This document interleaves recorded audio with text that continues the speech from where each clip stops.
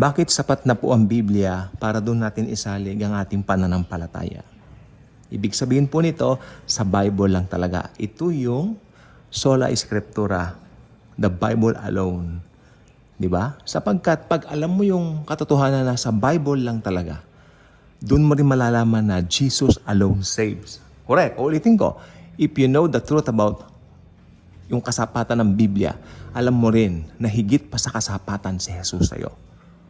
Okay? Pero, makinig po mabuti, yung Jesus na sinasabi ko, dapat yung Jesus ng Biblia. Yung Jesucristo ng Biblia, hindi yung Jesus ng kung saan-saan kinuha.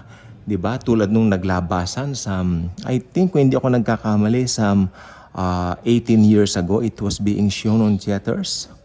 In theaters rather, yung Da Vinci Code. Okay? Ito po ay blasphemous work of art. Okay?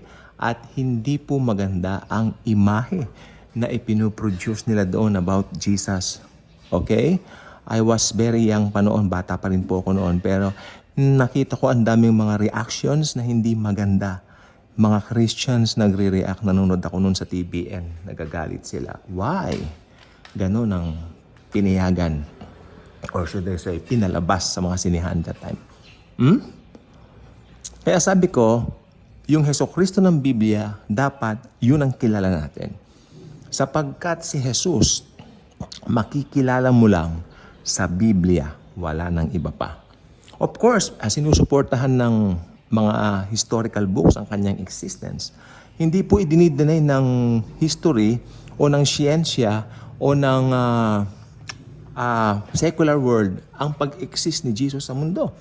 Naniniwala sila that Jesus existed for 33 years. He was being condemned by Pontius Pilate, crucified on the cross with 2 thieves. Yeah, they know that.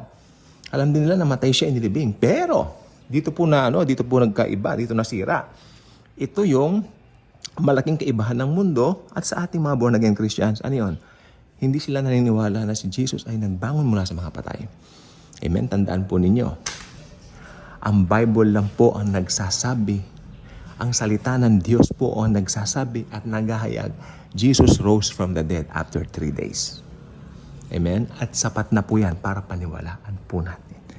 Ang Biblia po ay napaka-importanteng aklat sapagkat ito ay ipinasulat ng Diyos sa mga piling tao na kanyang pinili, syempre.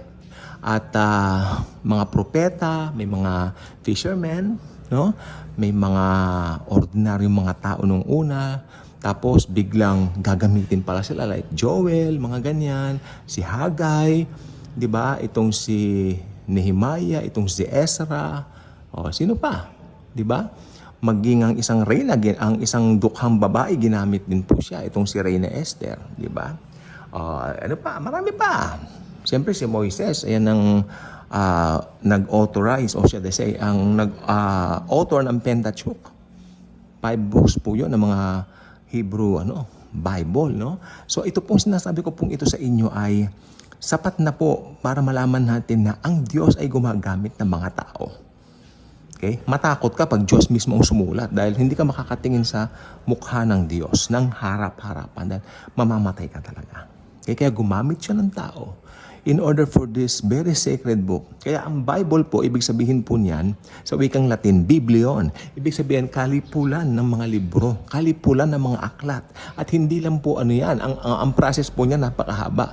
Thousands of years po ang process niyan. At natapos po yan nung katapos-tapusan ng isulat ni Juan. Doon siya sa Patmos. Okay? Sa Patmos. Doon inireveal, inihayag. Kaya nga po ang kanyang isinulat, isa sa kanyang obra maestra talaga, pinaka-obra maestra ni John, na isinulat niya ay ang The Book of Revelation. Okay? So sapat na po yan para ngayon sa pag-aaral natin. God bless, God bless.